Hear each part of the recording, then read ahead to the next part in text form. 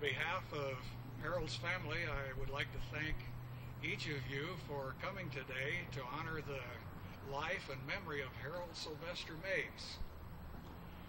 Harold loved the great outdoors, making it very appropriate to be in the setting that we're in this morning, rather than in a building with closed doors. Can we pause just a moment to look to the Lord in prayer? Heavenly Father, we thank you for Harold and the way he touched the lives of so many people. Thank you for the way he challenged and inspired his students. Thank you for his work and supervision of plant services, overseeing grounds and buildings here at Cal State University, Sacramento. We ask your blessing on our time together today. In the name of our Lord Jesus Christ, amen.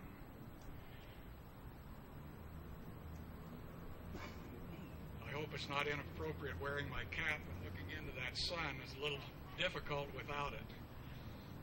Harold was born October 5th, 1931 in Los Molinas, California. For those that don't know where Los Molinas is, it's on Highway 99 between Chico and Red Bluff, about 120 miles north of here. He was born to the late Chester W. Mapes and Irma Etchison Mapes. He died May 6, 2001 in Carmichael after a lengthy illness.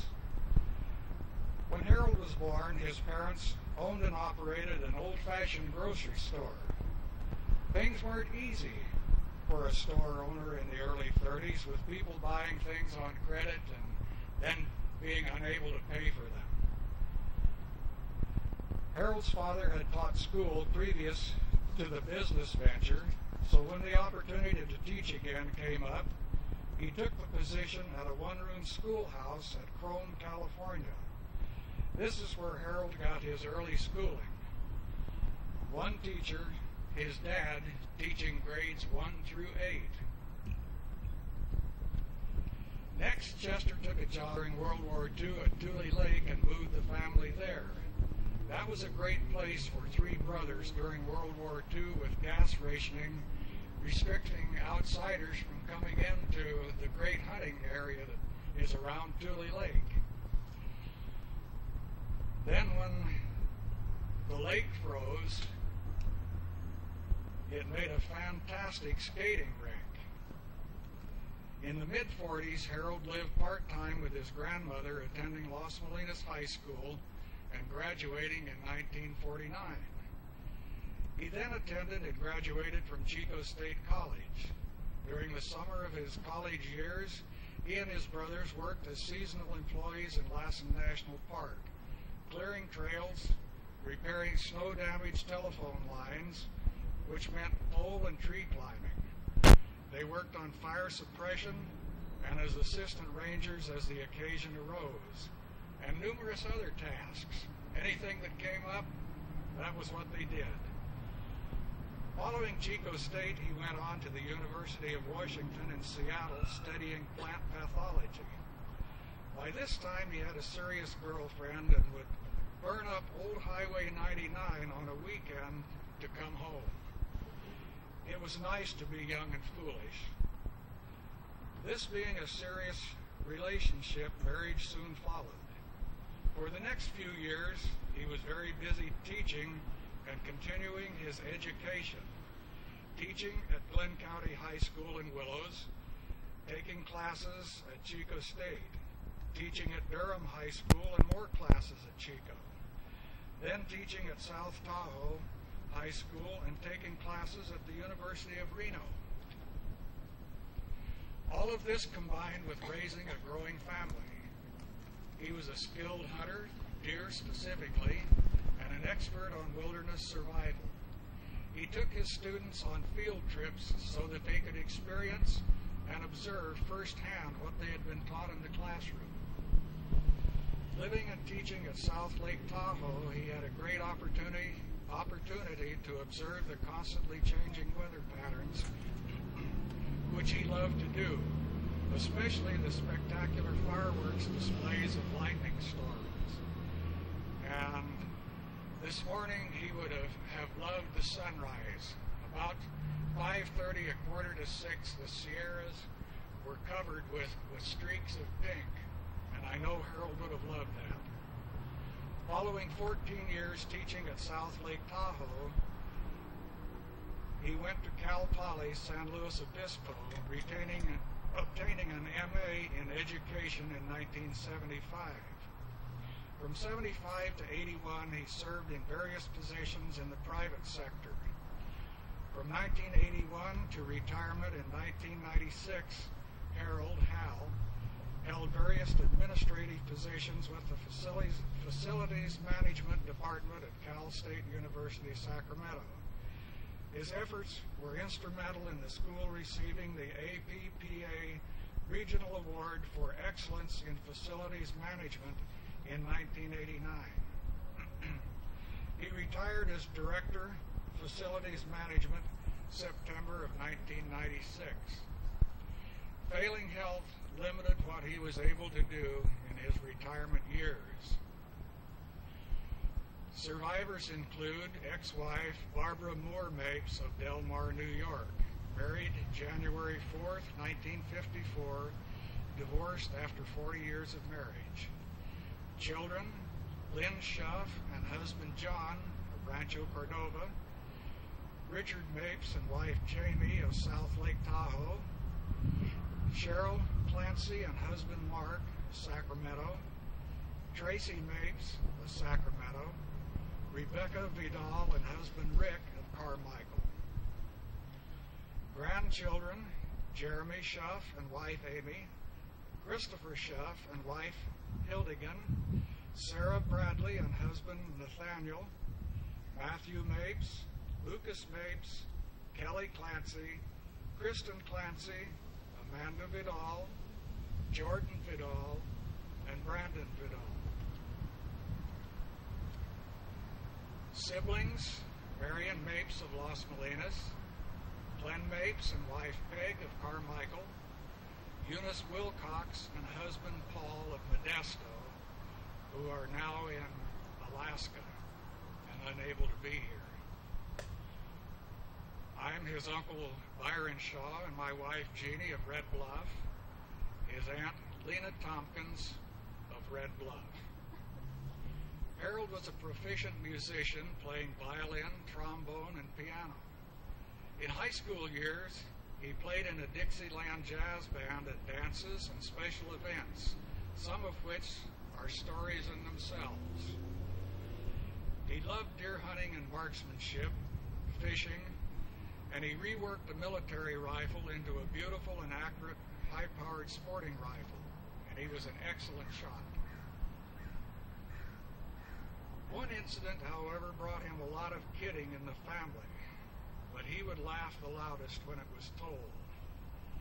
It was a kind of a tradition on Easter Sunday for the wives and mothers to pack a picnic lunch, and we would drive out west of Red Bluff, which there was hardly any residences there at that time, and we would shoot ground squirrels, which the farmers were glad to get rid of because they dug holes and the cattle and horses could step in them and break legs. Well, on this one particular occasion, we were driving along and saw this squirrel out in the field, and both cars came to a halt. Harold wasn't driving, so he was about the first one out of the car, and the squirrel was running, and he shot 2 or 3 times, and just as it disappeared into the ditch, he hollered, "I got it!" Well, there's a few seconds he lapsed, and here the squirrel came out of a culvert on the other side of the road. He never did live that down, and many times when we would get together, he would be the first one to say, "I got it!"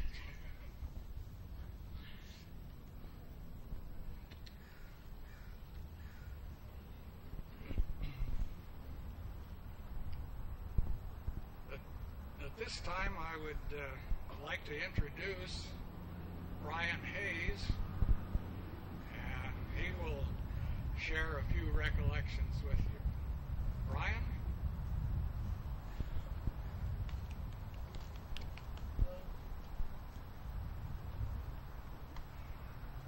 Hi. I taught with Hal up at Lake Thomas, 1960, and I left 2 years after Hal was there. I lived in 1976. He was a friend. We fished together. We taught at the high school. He had a great impact on students. For those of you who knew him later in his career, you probably didn't know the same Hal that I knew, because we were younger, we were poorer, we were hungry. His ability to hunt and fish, as you read Van Dvorak's comments, was greatly appreciated by those of us who weren't quite so good at it and were learning. Or living in Tahoe in the 60s was quite a bit different than Tahoe today. Pioneer Trail was not paved. It was hardly a road. There was a dump then that you could go out and scrounge around. We hunted at the dump.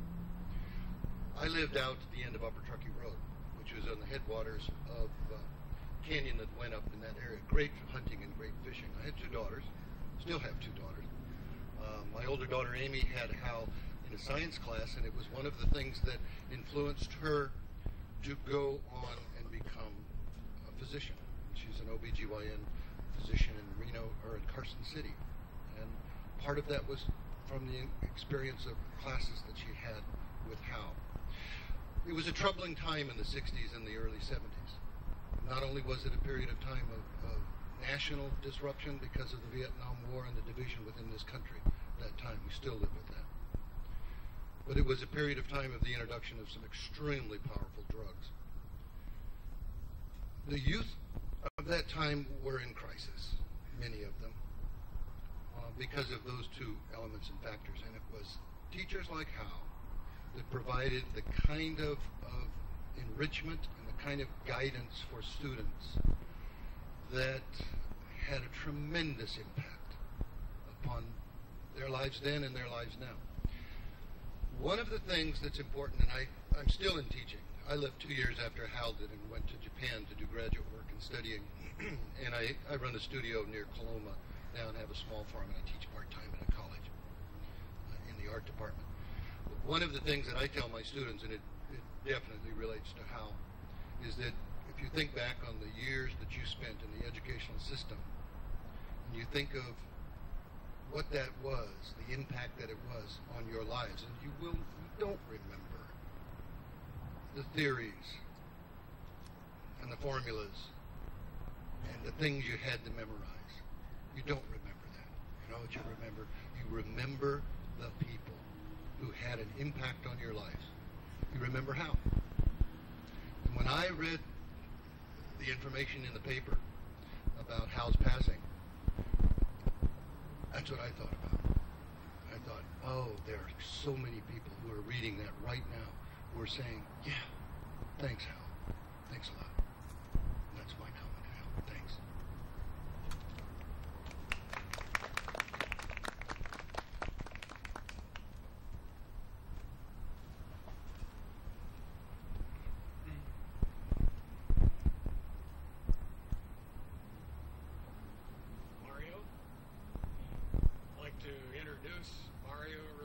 Director of Facilities Management at the university.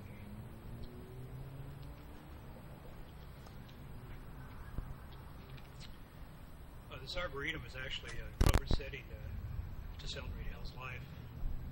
And Lynn and I first talked about having a memorial service. We were looking at a room on campus. And I guess, fortunately, there wasn't a whole lot of space available. So we chatted a bit. We thought, well, what about the Arboretum? It seemed to me that that was probably the place they should have been handled, and Lynn certainly agreed with that. The environment certainly it's fitting to a man that had a great appreciation, comprehensive understanding of the natural sciences. There's been a couple of people already talk about his background in wildlife, forestry, and that sort of thing, and that was him. In 1990, approximately, I began reporting to Hal as my boss. And my first impressions of Hal, since I had not dealt with the man as an employee supervisor relationship, was he had this gruff exterior. Well, the thing is that he had these kind but yet friendly eyes. But just so happened to be part of his demeanor. He was just kind and friendly. Didn't really know him at first, but I soon found out that he was a very cerebral person, very intelligent.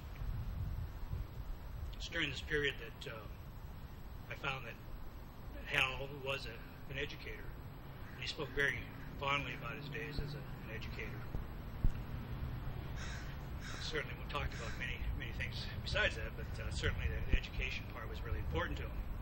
We actually spent many hours discussing about the state of education today, and talked about the difference between teaching and learning, which we had many hours on this subject. There was far too much teaching and not enough learning in the schools, and there was something there that Hal really thought was important, and that people had to go to school to learn, not go to school to be taught. Some of the things I remember about Hal. When he spoke without a lot of imagery. It was just direct, no-nonsense talk. To get to the point. When he was explaining a concept or giving direction, and he'd usually pause in that low baritone voice and say, "You follow me?" How many times have you done that? And then Hal could turn a phrase pretty like no one I know. And actually this turned out a lot of his writing in it, which is absolutely masterful. And I don't know if a lot of you have seen his writings, but I got to see a lot of it in memorandums and writings that he would produce for certain purposes, but it's absolutely masterful. But I think today I still try to at least emulate his style of writing to get a point across. I certainly fall short of that. Hal was a pretty insightful person. I'd even say that he was a visionary to a large degree. He saw the obvious before others saw it. For example, in the early 90s, we were faced with some severe cutbacks, and management style he concluded was probably something that had to change in order to get more production, more efficiency out of the staff. And he proposed something called total quality management, TQM. Just so happens that we gravitated towards this style of management, which we still practice today. We were actually the first CSUS facilities management that decided to use this management style, which is now prevalent throughout the system. And I don't know how many of you know that he really hated Smokey the Bear. I don't know if he's ever told you that. But he really didn't like the guy. I read a paper, and it was actually something that he wrote back in the 60s. And I can tell because I don't remember seeing a date, but it was on mimeograph. That was very old. But I think he told me he wrote it sometime in the early 60s. It is a scholarly piece of work that he concluded that forest management, the way it was handled, just incorrect. And that was just the gist of it. It wasn't until early 1990s when the Bureau of Land Management, California Division of Forestry, also concluded that their forest management practices were flawed. Today it's pretty common practice that to sustain forest you have to have controlled burns and to also burns to stimulate new growth. And this is something Hal proposed some 30 years earlier. Working with Hal, there was one thing I think I did develop, and he helped develop me, was critical thinking skills. It became apparent that whenever you propose a solution, you better sure as heck have a whole lot of other solutions, because he was going to ask you about those things. So it became kind of a game, it's like, okay, see, I think I got it all covered now. You know, and I'd go up to him and say, okay, this is it. And invariably he'd say, well, what about this? Obviously, there was always something else. Which, but that, it was good. It was positive. It was very, very constructive. It's something that I still use. I guess there's not many people that can change the world, and Hal, I don't think, has changed the world. But what he has done is touched and positively influenced the lives of others. I've actually missed Hal for the past 5 years since his retirement. I've talked to him periodically on the telephone, talking about, I'd ask him about his health, and he would generally say that, oh, he's fine, and, you know, he's ready to go out hunting or something, but I know deep down that certainly wasn't the case. But I certainly have missed him, and I'll probably miss him in the coming years, greatly. His life has come to an end, and may he forever rest in peace.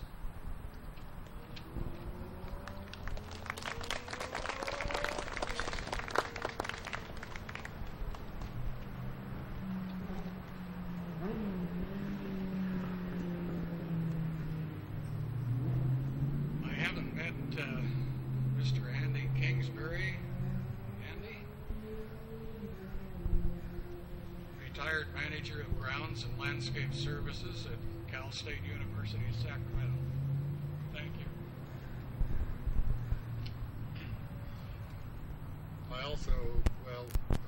I've known Hal since he started out here as work control coordinator, which is roughly 19 years, and for 6 years prior to his retiring, I reported to Hal directly. During, well, basically 19 years, I think we had a pretty good working relationship. And everyone talks about Hal being an educator. Well, he tried to teach me, which is a monumental task, on how to be a creative writer, which he was excellent as, Mario said. And he had an awful lot of patience. It was a real task for him to teach me this. He had special interest in the grounds department. He helped us with our budgets. Our budgets increased when Hal became the director. Our equipment purchases were increased. We were really having a bad time money-wise and equipment-wise, and Hal realized what it took for the grounds department. I'm forever thankful for that. When I had a problem, Hal would listen to it, then he'd start talking about it, and we would talk through the problem, and he would do this in a non-intrusive way. When you left the meeting with him, you felt good about it. And he just had a real good way about him where, well, I don't know how to say it, but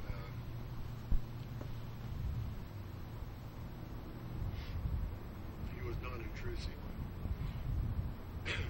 Up until about 1989, you could smoke on campus in all the buildings.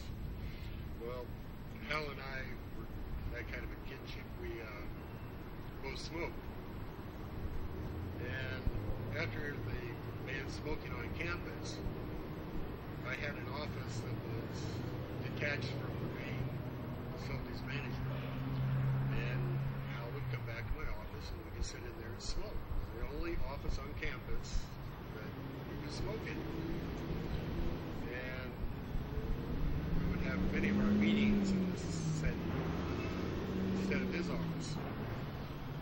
Other interests we had were hunting, fishing, and firearms. We talked for many hours on this. I thought after his retirement that he would pursue these interests, but I guess his health didn't let him. I talked to him occasionally when I retired. We never were able to get together.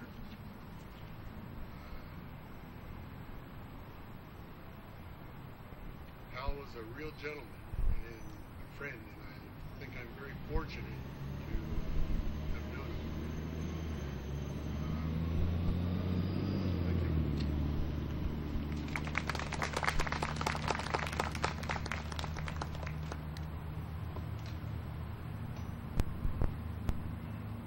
Now, Harold's daughters, Becky Goodall, Sherry Clancy, and Lynn Schuff would like to share some memories with you.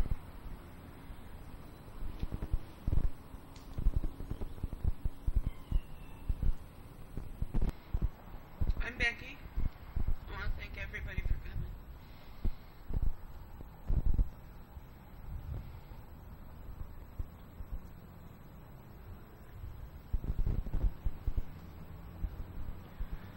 I wrote my dad a poem, or it's a poem in remembrance of him.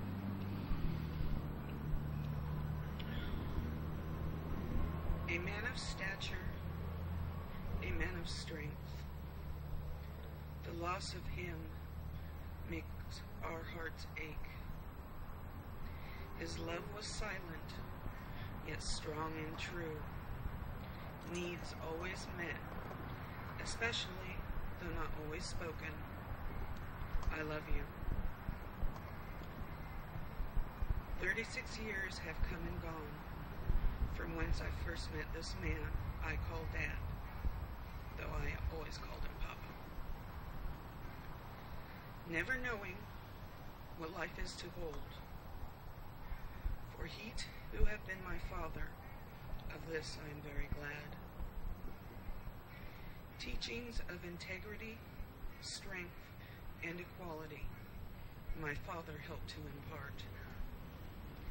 The belief of perseverance, even when odds may be against, began from my start.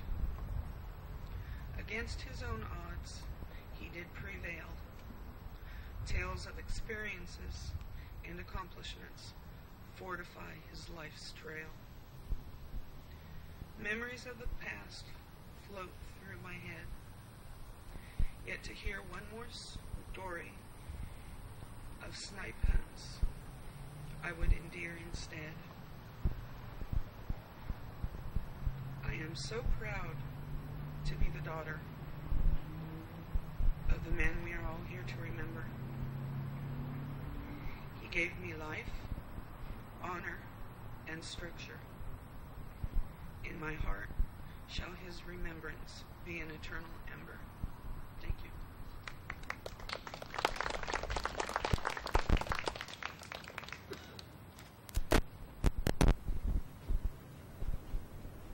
I'm Sherry, the special one.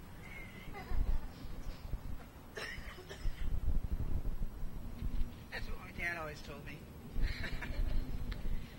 Okay. In my opinion, my father was the smartest man on earth, as I'm sure each and every one of yours is. And I'm going to let you in on a couple little secrets that he told me over the time. So I hope you're listening. There is more than one road to any destination. There's more than one right answer to any question. There's more than one solution to any problem. You learn more with clean ears, an open mind, and your mouth shut, at least until question and answer period. There is no such thing as a stupid question. However, please keep it to 3 to 5 so others will have an opportunity to get their questions answered. Every one of us is entitled to their own opinion. Opinions are to be acknowledged and respected. If you want to know something, seek out as much information as possible and make your own determination from these resources. Our greatest survival tool is the ability to think for yourself.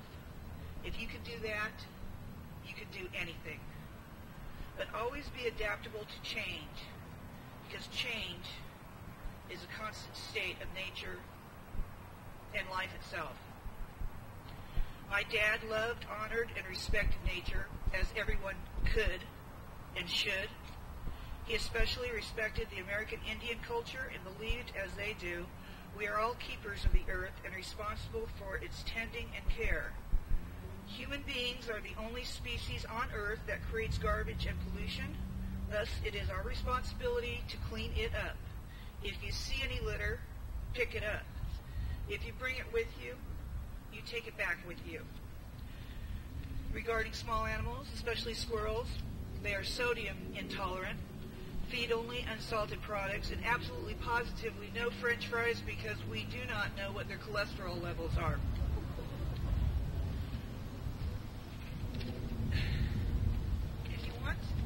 If you want to know how to spell something, look it up in the dictionary. If you want to know something, look it up in the dictionary. If you're bored, read the dictionary. And I have found that they come in small, medium, and for me, extra large, because I have a lot I have to learn yet. And one last thing, I think you've got the envelope, sir. My father just recently finished an over 40-year study, an intensive study of the ramifications of smoking. And this is what he found. Are you listening? If you must smoke, please smoke only salmon, turkey, or ham.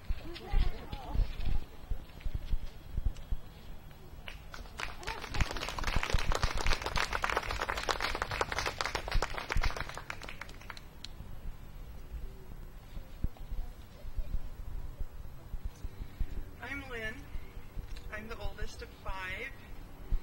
I'm the organizer and the boss when they listen. When I was a freshman in high school, my mom insisted that I take one of my dad's science classes, and I was mortified that I would have to be in a class with my dad. In fact, the rest of the students used to ask, well, what do you call him? Do you call him Mr. Mapes? Do you call him Dad? And I said, I don't call him anything. I just don't call him anything. I never did. It was too awkward for me. But I did go into his class, and I ended up out of 4 years of high school having him for 3 by choice. Because, true to rumor, he was actually a pretty good teacher. A couple years ago, for his birthday, we surprised him with a book of letters from some of his former students. And so I wanted to read some of the things that they had to say. This is from John Alford. Harold Mapes had a big impact on my development. He was my meteorology and space science teacher in high school. There I learned to listen with focus, and more importantly, to be listened to with focus. Learning was the thing, and learning was a great joy under his tutelage. Never before nor since have I seen anyone bring high art to the blackboard like Harold Mapes.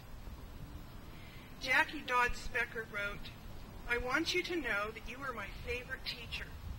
It seemed to me that you taught from experience, as opposed to others who teach from a textbook and don't really know the information for themselves. You made the subject more real and relatable. Thank you for that. I remember more from your classes than any of my other classes in high school. I enjoyed all the pictures you drew on the blackboard as you taught us. One of the things I remember you trying to get across to us most was to learn to think for ourselves. You told us not to believe everything we hear, but to think about it, question it, and check it out to see if it's true. Thank you for that, too. I will always remember it. Mark Talmott wrote, I think more than anything else, having your father as a teacher prepared me for psychological survival in a world in which authority figures are constantly proclaiming things to the general public that are completely untrue. In particular, it has helped me sort through the blur that the media corporations call the news. And then I got a couple emails from 2 former students once they had read his obituary. Marion Babbage said, Mr. Mapes was my biology teacher at South Tahoe High School, class of 67, and he was one of those teachers that made a lifelong impression on me. He was always there if you needed him. I also worked with him for Lucan's Brothers during the summer, building piers on Lake Tahoe. His sense of humor always kept you smiling. And Don Shreve wrote, I was not a good student, definitely interested in other things at that point in my life, but your dad was one of the few teachers that I actually learned from, mostly because I respected him, and there were few that I respected at that age. I remember other things about his class, but I really got how our weather did work, as it does up there. Looking back, I think he had the gift of teaching.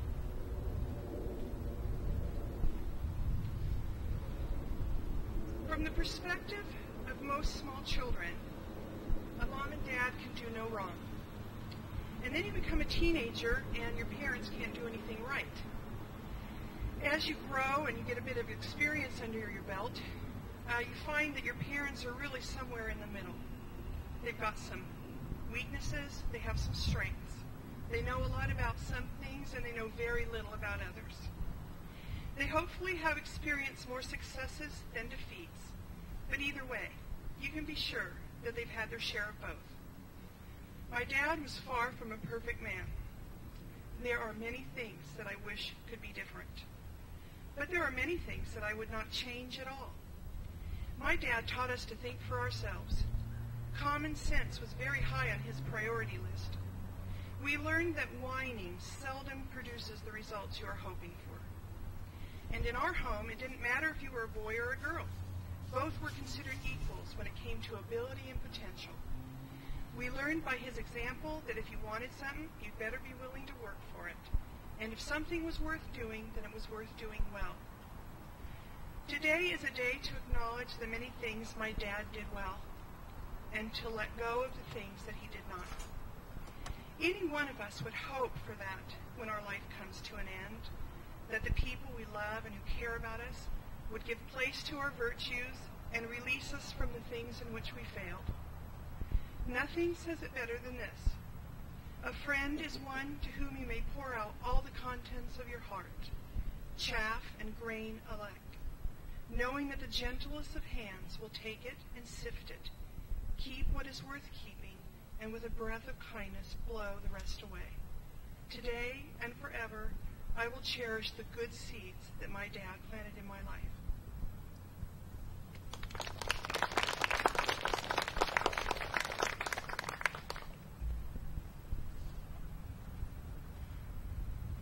I'm sure that everybody that's here is here because they knew Harold, and I'm sure that you all have memories, and the family would like to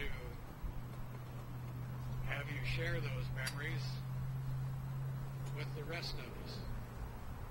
So I would like to turn the microphone now over to everyone that has some memories they'd like to share.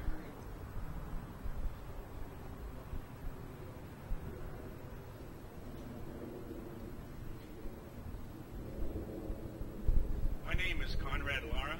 I'm from Durham, California. And I don't know him by Hal or by Harold. I know him by Mr. Mapes. He was a former student. He taught me chemistry and biology in 1957. And I still remember him. He taught you how to think. He taught you that nothing is too hard. He formed my character, and he taught me how important education was. And I took that forward. I graduated from this university with a master's degree. I have 2 kids. My oldest boy graduated from this university, and my girl, who's my baby, graduated from UC Davis. I just want to say I wanted to share how much of an impact Mr. Mapes gave me, how he was a no-nonsense individual. He was a teacher, a man to respect. And to this day, over 40 years, I still remember him. Rest in peace, Mr. Mapes.